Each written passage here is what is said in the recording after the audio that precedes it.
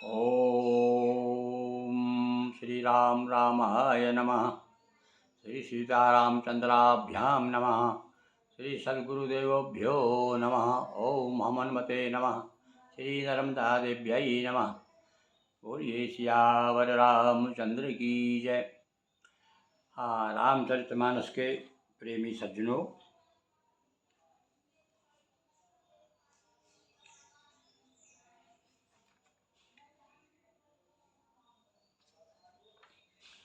अभी हमारे वनवासी राम वाल्मीकि जी के आश्रम में रुके हुए हैं और वाल्मीकि जी से सलाह मांग रहे हैं कि हे विप्रवर, आप हमें ऐसा स्थान बताइए जहाँ हम ब्राह्मणों को, साधुओं को किसी प्रकार से असुविधा ना हो और हमारे कारण किसी को तकलीफ ना हो।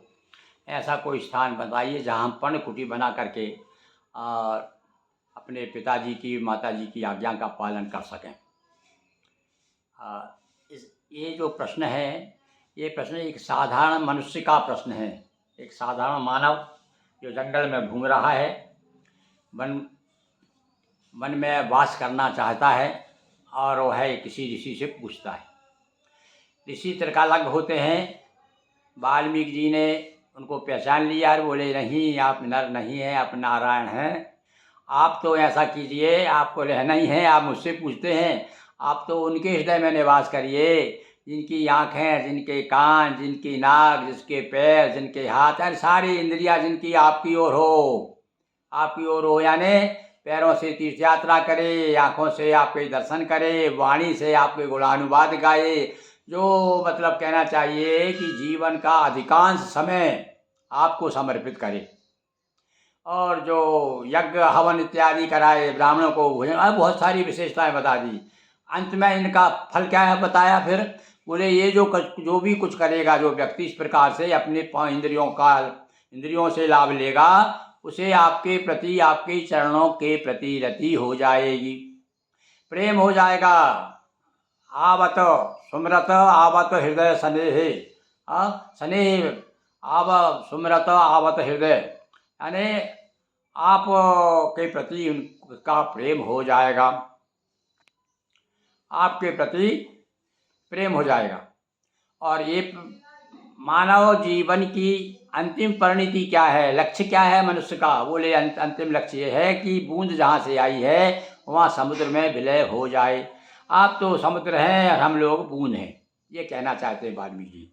अभी उनका मन नहीं भरा है भाई, अभी और भी कुछ बता रहे हैं। वो क्या कह रहे हैं? काम को है मदमान न मोहा, लोभ न क्षोभ न राग न दोहा, जिनके कपट दम्भ नहीं माया, तिनके हृदय बसौ रघुराया। बाहर और भीतर कहना है भाई, मनसा वाचा कर्मणा। तो ऊपर से आपकी ऊपरी ग्रह इंद्रियों की बात बता दी पहले तो, कि आपकी इंद्रियां जो है, मनुष्य की इंद्रियां, जिस मनुष्य की इंद्रियां, जिस भक्त की इंद्रियां आपके सब कामों में लगी रहे, तीर्थाटन करते रहे, पैर आंखें आपके दर्शन करती रहे, वाणी आपके गुणानुवाद गाया करे, और जो कान जो है आपके समुद्र हो जाए वो आपकी कथा के लिए। यानी समुद्र में जिस प्रकार से नदियां जा के मिलती हैं पर समुद्र की इच्छा पूरी नहीं होती, ऐसे ही समुद्र के लिए कोई कमी नहीं है। ऐसे ही आपके भगवान आपके गुणानुवाद गाने में वो थके ना कान और हमेशा सुनता रहे। ये तो ऊपरी बात होगी।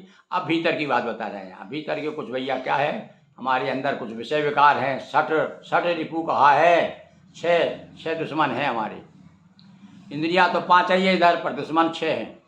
अब भी 6 इंद्रिय वो भी जो है उन पर भी विजय प्राप्त करना है। ये मन की बात आ गई। अब ये मन का, ये तो इंद्रियों की बात बता दी उन्होंने, और सीधी बात, ऊपर वाली बात बता दी। अब गहन बात तो ये है कि यदि ये नहीं गई तो आप तीर्थी भी करे आओ, दर्शन भी करो रोज, भले ही मंदिर में जा करके हैं। एक कबीर ने कहा कि दिन में तो रोजा करे और रात को मारे गाय, इतने खून इतने बंदगी, कैसी खुशी खुदाए। यही वही बात है कि आप सब अपने इंद्रियों के द्वारा तो सब कुछ कर रहे हो, दर्शन भी कर रहे हो, खूब कीर्तन कर रहे हो, खूब गा रहे हैं, और आपके आचरण ठीक नहीं है। काम क्रोध मद मोह लोभ के वशीभूत हैं आप।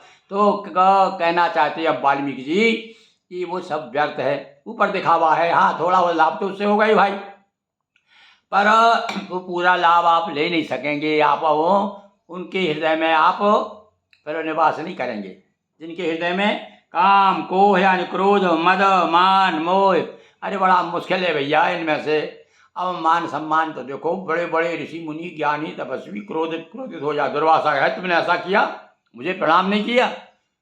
सनत कुमारों कथा आती है भाई हमारे ग्रंथों में कि किसी ने प्रणाम नहीं किया तो श्राप दे, जा तू उठ हो जा, तूने हमको प्रणाम नहीं किया। अरे भला बताओ। अब ये यहाँ तो यह कह रहा है कि मान मोह कोई सब दूर हो जाना चाहिए, उनके हृदय में बसो। तो क्या सनत कुमार के मन में नहीं थे क्या वो? बड़ा भाई विरोधाभास है। कहीं कहीं हमको ऐसा तुच्छ बुद्धि है, लघु बुद्धि है भाई। गुरु जरूर है हमारा, पर इतनी लघु बुद्धि है कि इसमें बुद्धि में समाता नहीं है एक ही बात कि हाँ ये तो अनन्य जो पुरुष है, अन्य पुरुष नहीं, फिर अनन्य हो जाता है वो पुरुष जिसको काम क्रोध मोह मान मोह ना हो। तो बड़ा कठिन है ये तो। केवल गोस्वामी तुलसीदास जी जैसे ही कुछ 2-4 लोग हुए होंगे संसार में, मतलब और भी ज़्यादा हो सकते हैं, पर उनकी संख्या नगण्य कह सकते हैं, नहीं के बराबर है। अपवाद हैं ऐसे लोग। कैसा कह रहा हूँ मैं दावे के साथ में? बता दीजिए कोई ऐसा आदमी, हजारों में लाखों में एक हो। है बड़े जो देखिए अभी आप एक अवधूत महाराज है, एक वायु से जीवित हैं और नर्मदा की परिक्रमा कर रहे हैं, और फिर भी देखिए कितने लोग आसपास फिर रहे हैं और प्रणाम ओंधे गिर रहे हैं, चरण पकड़ रहे हैं उनके, और वो मना नहीं करते कि भाई प्रणाम मत करो। क्यों? क्योंकि कुछ ना कुछ तो भैया जीवन में काम कोह मद मान न मोहा लोभ न क्षोभ न बड़ा कठिन है भैया ये चौपाई। तो ऐसा लग रहा है गोस्वामी जी ने हम लोगों के लिए तो नहीं लिखी भाई, हम लोगों के लिए तो बड़ा कठिन है। हाँ, हम तो झूठ क्यों कहते हैं आपसे ही नहीं भाई, हम तो सब कुछ हमारे पास राग नहीं है। अब मतलब कहना ये चाहते हैं राग भी यदि रखो तो भगवान के प्रति रखो, मोह भी रखो तो भगवान के प्रति रखो, काम रखो, कामना हो आपकी तो भगवान के। ये सारी सटल को जो है सरल उपाय बताया। वैसे उपाय तो है सरल। हमारी सारी जैसे सारी इंद्रियों को बांध के, उनकी सारी मनोविकारों को बांध के और सीधा राम जी के चरणों में समर्पित कर दो तो निश्चित कल्याण हो जाएगा। पर जरा कठिन मामला है भाई, पर कोशिश तो कर सकते हैं ना भाई। कि कोशिश करने वालों की हार नहीं होती। बार बार बच्चों को सिखाया जाता है और बार बार इसका उच्चारण किया जाता है कि भैया कोशिश करने वालों की हार नहीं होती। तो यदि ये सत्य बात है तो निश्चित हमारी भी एक दिन विजय हो जाएगी। जिनके कपट दम्भ नहीं माया, जो छलहीन है, जो छलछंदी नहीं है, और जो दम्भ अभिमानी नहीं है, घमंड नहीं करते हैं। देखो आप ये सारे निर्गुण, ये तो 6 नहीं पता कितने हो गए, 1 2 3 4 5 6 7 8 9, ये तो भैया कितने हो गए, अनगिनती है। बड़ी सेना की सेना है ये हमारे अंदर दुश्मन बैठे हैं तो 1-2 नहीं है। हाँ, एक तो कोई सेनापति होगा। अभी बताएंगे विद्वान लोग कौन सेनापति, और ये सारी सेनाएं। अब ये सेनाएं क्या करती हैं? हमेशा हमको चपेट के रखती हैं, हमेशा डराती रहती हैं, अपने अपने शस्त्र दिखाती रहती कि नहीं तो अभी घायल कर देंगे आप। सबके प्रिय सबके हितकारी, दुख सुख सरस प्रशंसा गारी। अभी एक तरह से ये भी कह दिया कि राम जी आप ऐसे हैं, आप भी आपकी तरह हो जाए आदमी। कैसा कि सुख दुख सरस। अब बताइए कितने लोग हैं जिनको सुख और दुख एक जैसा है? हमको भैया नज़र में अभी तक तो नहीं आए। बड़े बड़े महात्माओं से भी मिले हम, नहीं दर्शन किए, दूर से भी किए, देखा उन्होंने, उनका अभिमान देखा, उनका ऐश्वर्य देखा, वैभव देखा। तो ये सब कुछ जो है किनके लिए है? और जो सच्चे संत हैं, ये तो अब हम तो लोग संत नहीं है, तो हम नकली साधु हैं, कपड़े पहन के बैठ गए आपके सामने। पर ये तो कहते ही भैया वाकई में सुख दुख सरस। अब निश्चित रूप से इससे लाभ तो मिलता है भाई। जब गोस्वामी जी की याद आ जाती है कि सुख दुख सरस प्रशंसा गारी, किसी ने गाली दे दी तो चौपाई याद कर लो आप, तो क्या होगा, थोड़ा आपको मन में जो धक्का लगा है ना अपमान का, वो थोड़ा कम हो जाएगा। और यदि बिल्कुल कम हो, बिल्कुल है ही नहीं है यदि, तो फिर भगवान वाल्मीकि जी कह रहे हैं कि आपको वहाँ पे जाना है, फिर वहाँ रहना है आपको, वहाँ बसो। महाराज कह रहा साहब आप वहाँ बसिए। जो सुख दुख सरस प्रशंसा गारी, सबके प्रिय। सबके प्रिय तो बड़ा कठिन है साहब। हम तो सबको चाहते हैं, पर कितने लोग जो है हमको चाहते हैं बिना कारण। जे बिन काज, लिखा गोस्वामी जी ने, जो जे बिन काज दाहिने बाएं, बिना कारण दाहिने बाएं हो जाते हैं आपके, तो फिर भला बताओ सबके प्रिय कैसे हुए? कुछ लोग तो हैं जो हमारी ये जो हम आपके सामने कुछ जो भी वक्तव्य दे रहे हैं इसी से अखर रहा है लोगों को, अरे बोले पंडित बना फिरता है, हर कुछ करता है। ठीक है भाई, पर हम तो बस यही में रघुपति नाम उदारा, ये चौपाई पकड़ ली भैया हमने कि इसमें जो है भगवान का नाम है। भाव कुभाव अनक, अच्छे मन से बुरे मन से कैसे भी देखो आके आपके सामने खड़े हो जाते। भगवान का नाम लो तो निश्चित ही कल्याणकारी है। कहे सत्य प्रिय वचन विचारी और जागत सोवत। ये दो चौपाई बड़ी कीमती है भाई, ये फिर से सुन लीजिए आप, अपने जीवन में उतारना है अपने को भाई। कौन सी? सबके प्रिय सबके हितकारी और सुख दुख सरिस, सुख दुख समान प्रशंसा गारी। गाली दे दो आप परे तो भी अंतर नहीं, बढ़ाई भी कर दो तारीफ भी कर दो तो कहीं कोई फर्क नहीं पड़ रहा। और हाँ, अब इसके लिए देखो सुनो, अब होता क्या है कि आपकी कोई प्रशंसा कर रहा है, समझ लीजिए अपनी आपकी नहीं कर रहा है। अरे आपके अंदर जो बैठा है परमात्मा, जो सियाराम जी बिठा रखे हैं, ये सीताराम जी की प्रशंसा हो रही है। और गाली भी कोई दे रहा, समझ लो महाराज आपको गाली पड़ रही है, मुझे नहीं पड़ रही, आप जानो मेरे अंदर बैठे हो आप। पर बिठा लो आप जब ना भाई, तब ऐसी बात आ जाए, ऐसे विचार आ जाए, तब तो आनंद ही आनंद है। और कहीं सत्य प्रिय वचन विचारी, और हमेशा विचार के बोले, बिना विचारे जो करे सो पाछे पछताए। विचार के बोलना चाहिए, देखो सबसे बड़ी बात हुई। और सजागत सोवत, जागते में लोग जगते ही राम राम ते सुमिरन की नाम। राम राम का सुमरण हो रहा तो हनुमान जी समझ गए कि ये कोई भक्त है जो राम राम का सुमरण करते हुए जाग रहा है। और सोते समय भी आप मन में अपना कोई भी आपका इष्ट देव है, आपके गुरु ने, कोई किसी को गुरु नहीं बनाया हो आपने तो बना लो, इधर आ जाओ हमारे पास में, आपको एक मंत्र दे देंगे। तो गुरु का मंत्र का बड़ा महत्व बताया, उसके लिए मैं अलग से बताऊंगा आपको। बड़े बड़े विद्वान लोग कहते रहे हैं कि भैया बिना गुरु के भावनिधि तरह न कोई, संसार से संसार रूपी सागर को तैरना है, तैर के उस पार जाना, तो तैरना कौन सिखाएगा? आप तो डूब जाओगे। तो तैरना केवल गुरु सिखाते हैं, इसलिए गुरु की बड़ी महिमा है। तो गुरु के द्वारा जो आपको मंत्र प्राप्त है, और बंधुओं गुरु पूर्णिमा आ रही है अभी 10 जुलाई को, जिनके गुरु नहीं है वो कृपा करके अपने आसपास में चुन लो आप। गुरु का रोज छान जान कर और पानी पियो छान कर। तो गुरु कर लीजिए आप, मंत्र ले लीजिए, और वो गुरु मंत्र सोते समय भी जरूर, जब तक नींद ना आए। और आपको एक सरल उपाय बता दें आपको, यदि आपको नींद नहीं आ रही है और आप मंत्र पढ़ रहे हैं तो भगवान से प्रार्थना करोगे, हाँ प्रभु बिना नींद ना आए तो ज़्यादा से ज़्यादा मैं मंत्र बोल लूँगा, ना आए नींद, आपको मत बुलाइए तो अपने आप आएगी फिर वो। और जब अपन कहेंगे नींद आ जाए, आजाद नहीं आती। अब सरल उपाय है हमारे पास तो यही, जिस समय हम सोते हैं और जो मंत्र शुरू किया और नींद नहीं आ रही तो कहते हैं हे प्रभु ना आए नींद, जितने ज़्यादा देर से आएगी उतनी देर तक भगवान के नाम का जप चलेगा, तो फिर जल्दी आ जाती है। पर मन कहता है चलो भैया अब ये मानने वाला नहीं। ऐसे ही उठते ही सोते नींद खुलते ही आपके वाणी से भगवान का नाम निकलना चाहिए। आपके गुरु मंत्र ने जो दिया, गुरु ने जो आपको मंत्र दिया उस मंत्र का उच्चारण करिए। राम का और नहीं तो सबसे बड़ा मंत्र है राम राम हरे हरे राम हरे कृष्ण, ओम नमः शिवाय। जो भी आप बोलो भगवान काशी विश्वनाथ हर हर महादेव गंगे, काशी विश्वनाथ गंगे। पूजन में बताते हैं काशी विश्वनाथ का नाम जरूर लेना चाहिए भाई। जहाँ भी पूजन भगवान शिव की पूजन हो रही तो विश्वनाथ का जरूर आपको नाम लेना चाहिए। ऐसी बहुत सी चीज़ें हैं जो समय समय पर हम आपको बताएंगे। तो अब आगे चौपाई क्या है, तो मैं छाण गति दूसर नाही। हाँ, एक को पकड़ लो किसी को, एक ही साधे सब सदे, सब साधे सब जाए, और जो तू सींचे मूल को फूले फरेगा। एक मूल एक जड़ पकड़ लो भाई, हैं।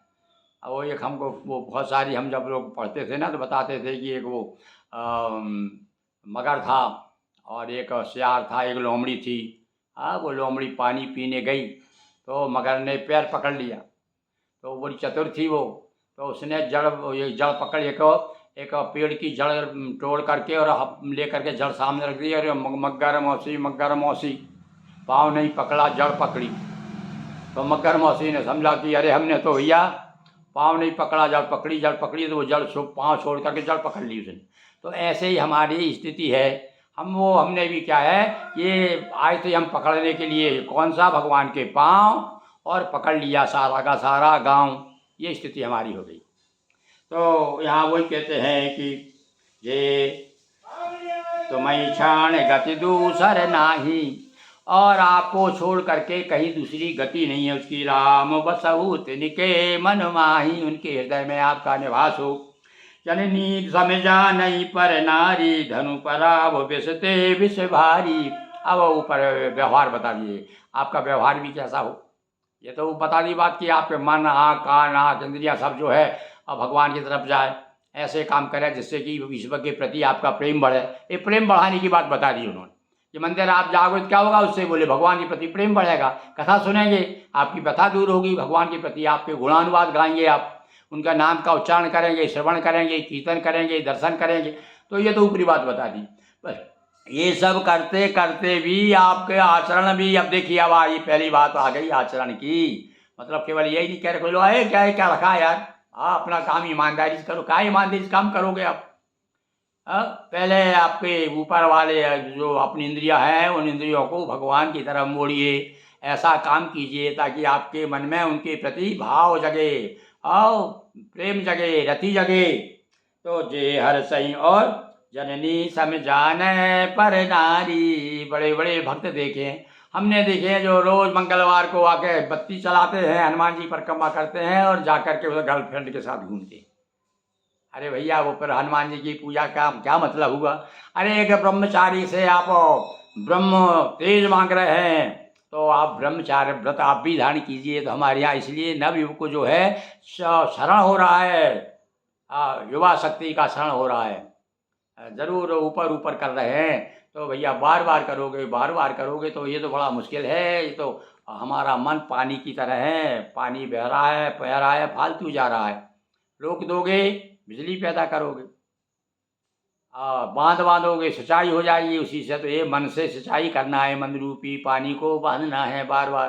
तो जननी समझा नहीं पर अपनी माँ, एक माँ नहीं, माँ आपने मैंने देखा है छोटे छोटे बच्चों को। एक बार तो अनुरुद्धाचार्य ने एक लड़की से ही माँ बोल दिया था, तो कहने लगे आप मुझे माँ दिखती हूँ क्या तुमको मैं?